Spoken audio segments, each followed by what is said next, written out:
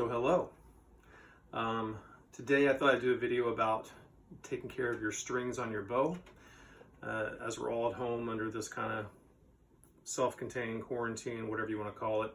As a hunter, it's a perfect time to go through your gear, organize things, see what you might need, what you might need to upgrade with, just kind of put things in order.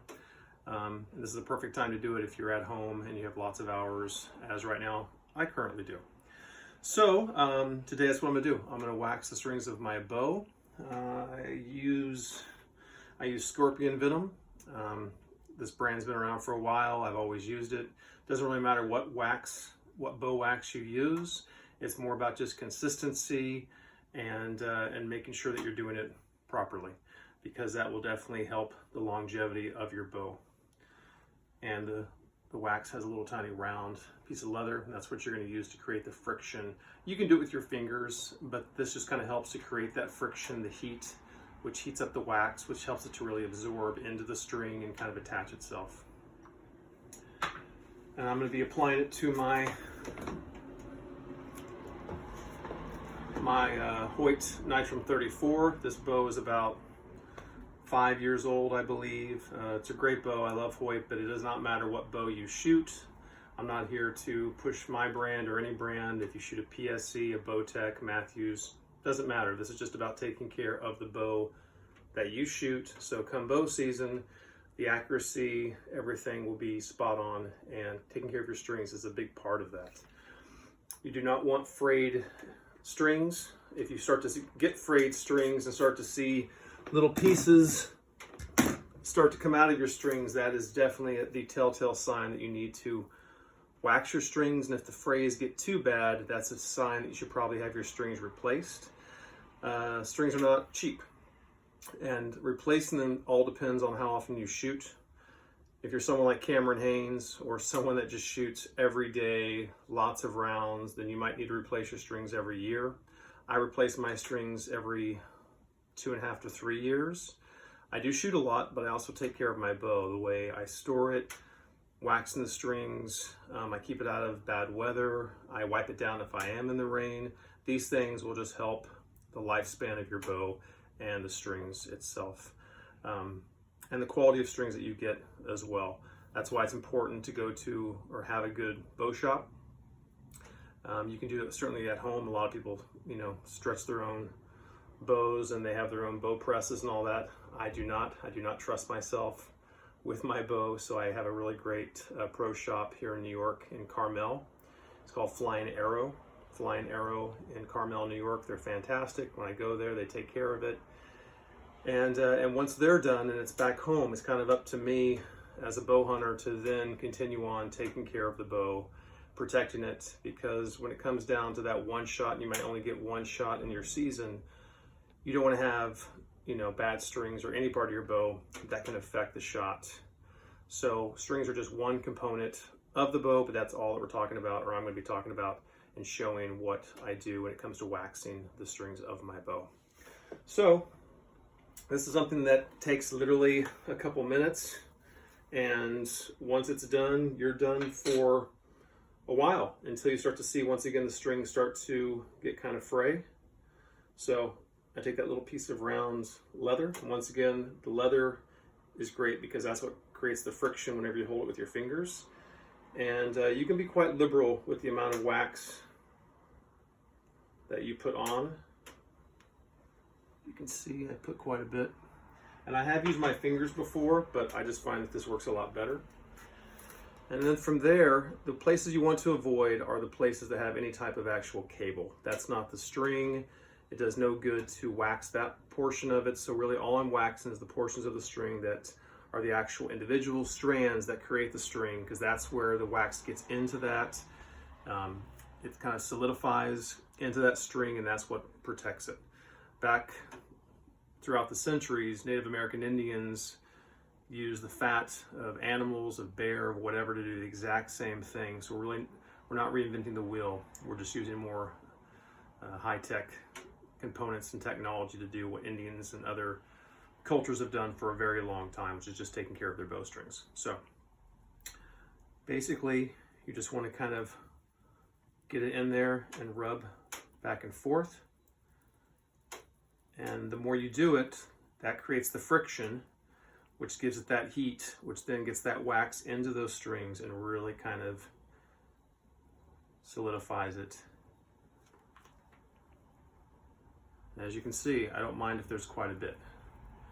After I do it, I'll kind of go through with my fingers and kind of mold it a little better so there's not big chunks of wax, but I don't mind getting quite a bit of wax in there.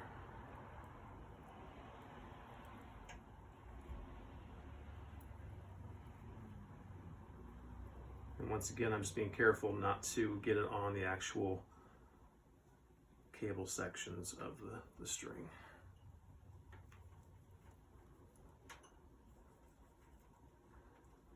And, you know, it's just like anything else as a hunter. It's just about, you know, taking care of your gear. And that comes down to, if you're a rifle hunter, taking care of your scope, the stock of your barrel, taking apart your rifle every couple of years or every year and cleaning it. Any weapon that you use to hunt, you know, you need to have pride and just take care of it, because that will definitely affect the accuracy and, once again, the longevity of the weapon. And you can start to feel it get a little warm in your fingers, and that's kind of what you want. Once again, I use quite a bit. I probably have gone through, since I've had this bow, I've probably gone through 3 of these, maybe 4. And you can get these online at your bow shop. Once again, it's called Scorpion Venom. It's one of the more popular brands. But like I said, the Native Americans used bear fat and other animal fats, so there's really not, you know, it's just about getting the wax on there.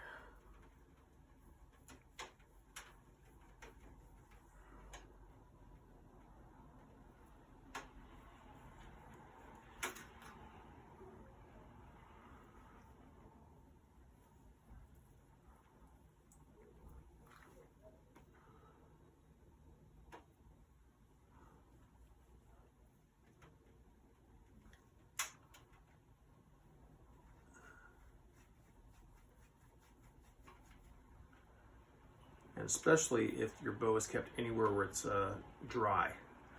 The dryness really is what brings out the little strands and kind of creates that frayed effect, which is what you don't want. And you don't have to be perfect. You just want to make sure that it's all covered. And then from there, like I said, I'll go over each one afterwards with my fingers, just to kind of make sure that there's no clumps of wax.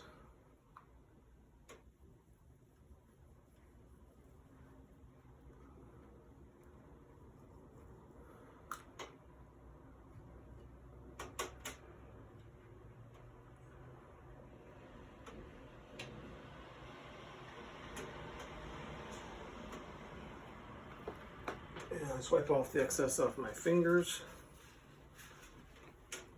And now from here, I'll just kind of go through, and if you have OCD, this is a very good pastime, because you can really get kind of crazy about making sure all the wax is just, and if there is any on the parts that are not the actual string, which I got a little bit on over here. Since I got new strings, it's hard to tell since they're green which part kind of ends and which one begins, so I'll just wipe that off. It's not going to hurt it, but just there's no reason to have it on them. You just really want to just make sure it's on the actual strings. And they're looking pretty good. These strings, like I said, are fairly new, so there wasn't any damage. This is just me just kind of being consistent with my care and maintenance. And especially if you're a bow hunter, with bow hunting, you know, our equipment is you have to kind of take care of our equipment a little more than you would your rifle, especially if you travel with your bow in a case or anything else. It's just a little more care and attention you kind of have to put towards a bow than you do other weapons. And that looks pretty good, and that's it. I mean, that took a couple minutes, and now this bow is good for several months. And like I said, any excess, you just kind of rub it off. But if you can see that close, you'll see there's no frays. The D-loop, you might want to put just a little bit on there, but not a whole lot. There's no need really. The D-loop is also string, but the D-loop never gets that frayed like the other strands do. And that's pretty much it. Doesn't matter, once again, what kind of bow you shoot. I shoot a Hoyt Nitrum 34. That's just my preference, but it does not matter. It's just about being consistent and maintaining the maintenance of your bow. And by doing so, it'll shoot better, it'll shoot straighter, and your strings will last a lot longer because they are not cheap. They can definitely run a couple $100 along with the replacement cost of the actual labor. And if you do this, it will save you some money and some time. All right, so everyone be safe and have a great day.